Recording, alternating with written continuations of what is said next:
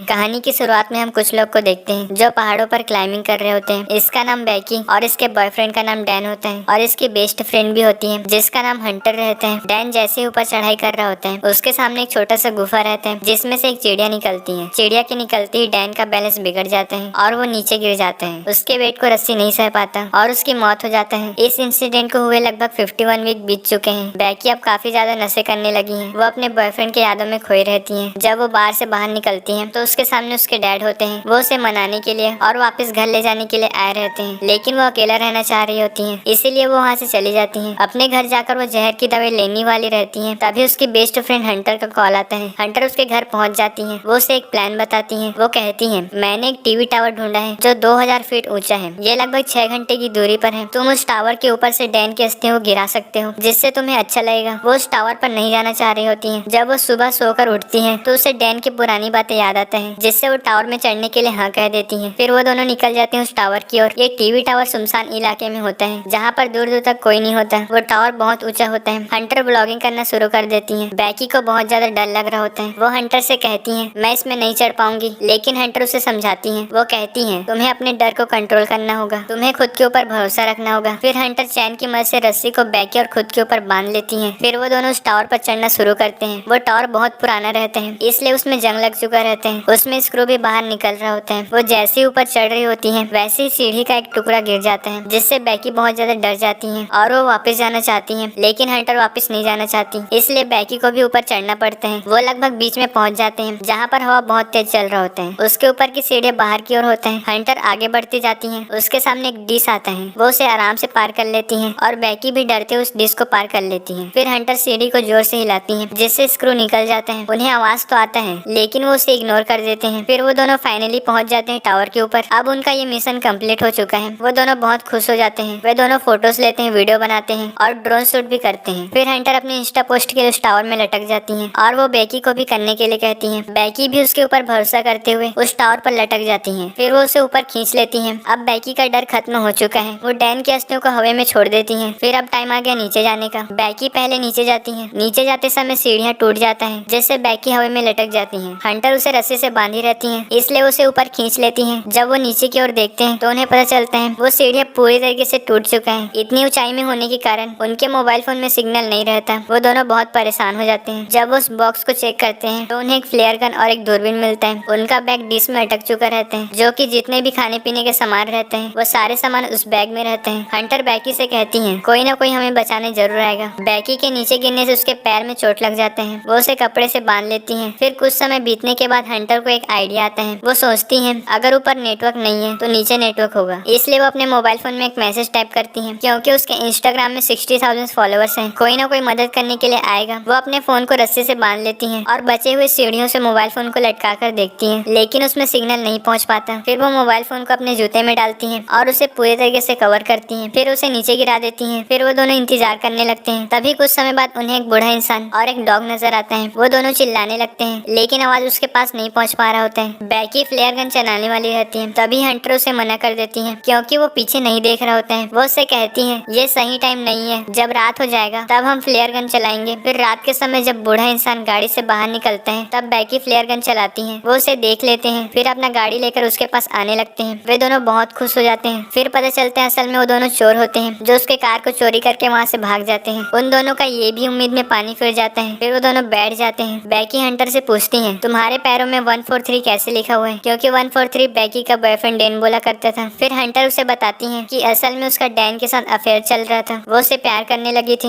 उसके मरने के बाद तुम्हारे जैसा हाल मेरा भी हुआ था। वो बैकी से माफी मांगती है। फिर अगले दिन बैकी के फोन में नोटिफिकेशन आता है और वो नोटिफिकेशन बताते हैं उनको टावर में चढ़े 24 घंटे हो चुके हैं। हंटर कहती है, अभी तुम्हारा मोबाइल फोन बचा हुआ है, क्यों ना हम तुम्हारे मोबाइल फोन को ट्राई करके देखें। बैकी कहती है, हमारे पास सिर्फ ये आखिरी मौका है, क्या गारंटी है ये फोन सेफली नीचे पहुंच जाए? उनमें ताकत भी कम होते जा रहे हैं। फिर हंटर कहती है, मैं नीचे जाकर डिश में अटके हुए बैग को ला सकती हूँ। फिर वो खुद को रस्सी से बांध लेती हैं और नीचे जाने लगती हैं। रस्सी छोटा होने के कारण वो डिश में कूद जाती हैं। फिर वो बैग से बोतल निकाल कर पानी पीने लगती हैं। वो देखती हैं रस्सी ऊपर है, वो उसे नहीं पकड़ पा रही है। तभी वो दिमाग लगाती हैं। वो बैग को रस्सी में अटका देती हैं। फिर वो उसके ऊपर जंप करती हैं। बैग के सहारे उस रस्सी के ऊपर लटक जाती हैं। फिर बैग की रस्सी को खींचने लगती हैं। हंटर सीढ़ी के पास पहुंचने वाली रहती हैं। तभी उसके हाथों से रस्सी छूट जाता है जिससे वो नीचे गिर जाती हैं फिर बैकी नीचे की ओर देखती है तो पता चलता है हंटर उस बैग में लटकी हुई होती है। फिर से बैकी रस्सी को खींचने लगती है और इस बार हंटर ऊपर आ जाती है। फिर बैकी कागज में एक मैसेज लिखती है और उसे ड्रोन में चिपका देती है। बैकी ड्रोन को उड़ाती है और उसे होटल के पास ले जाना चाहती है, लेकिन उस ड्रोन में बैटरी कम होने लगते हैं। बैकी उस ड्रोन को वापस लाती है और गिरने से पहले उसे पकड़ लेती है। उनके पास चार्जर तो होता है लेकिन बिजली नहीं होती जिससे वो चार्ज कर सके। फिर थोड़े समय बाद रात हो जाता है। बैकी को रात में दिखाई दे रहा होता है कि ईगल हंटर को खा रहा है। फिर उसका नींद खुल जाता है, यानी कि ये सपना रहता है। फिर अगले दिन बैकी ड्रोन को चार्जिंग करने के लिए टावर के टॉप में जाती है जहाँ पर एक बल्ब जल रहा होता है। वो चार्जर के सॉकेट को उस करंट में डालती है जिससे ड्रोन चार्ज होने लगता है और उसे चार्जर के फुल होने तक उस टावर के टॉप में लटका हुआ रहना पड़ेगा। फिर थोड़े समय बाद ईगल आ जाता है जो उसे मारने लगता है। इसी बीच वो बैग नीचे गिर जाता है, लेकिन बैकी जैसे तैसे करके ड्रोन को फुल चार्ज कर लेती है। फिर वो नीचे चली जाती है और इंतजार करती है 10 बजने का, क्योंकि होटल में 10 बजे भीड़ रहता है। 10 बजने के बाद बैकी ड्रोन को उड़ाने लगती है और उसे होटल के पास ले जा रही होती है। तभी एक ट्रक सामने आ जाता है जिससे वो ड्रोन टूट जाता है। उसकी ये भी उम्मीद में पानी फिर जाता है। फिर समय बीतता जाता है। मौसम को देखते हुए पता चलता है बहुत बड़ा तूफान आने वाला है। बैकी हंटर से कहती है चलो एक बार और कोशिश करें, तुम अपना जूता मुझे दो। हंटर कहती है वो जूता नीचे है, यानी कि हंटर उस समय नीचे गिरने से उसकी मौत हो चुकी रहती है। वो हंटर को नहीं बल्कि बैग को ऊपर खींची रहती है। उसने जितना भी काम किया वो सारे अकेले किया। वो बहुत ज्यादा दुखी हो जाती है और फिर तेज हवाएं चलने लगते हैं। अगले दिन जब वो सो रही होती है तभी ईगल बैकी के पैर को खाने लगते हैं। दरअसल बैकी का ये प्लान रहता है। वो उस ईगल को मार डालती है और उसे खाने लगती है। अब उसके शरीर में थोड़ा बहुत ताकत आ चुका है, इसलिए वो नीचे जाती है जहाँ पर हंटर की लाश रहती है। वो अपने मोबाइल फोन से डैड के लिए मैसेज टाइप करती है और उस फोन को जूते में फंसाकर हंटर की डेड बॉडी में डाल देती है। फिर उसकी बॉडी को नीचे गिरा देती है। थोड़े समय बाद उसके डैड के पास मैसेज पहुंच जाता है। उसके डैड पुलिस को भी इन्फॉर्म कर देते हैं। वो जैसे ही डेड बॉडी को देखते हैं तो वे डर जाते हैं। फिर उसे उसकी बेटी दिखाई देती है। वो अपने बेटी से गले मिलता है। अब बैकी भी समझ चुकी होती है ये लाइफ कितना इम्पोर्टेंट है और ये कहानी यहीं पर समाप्त होता है।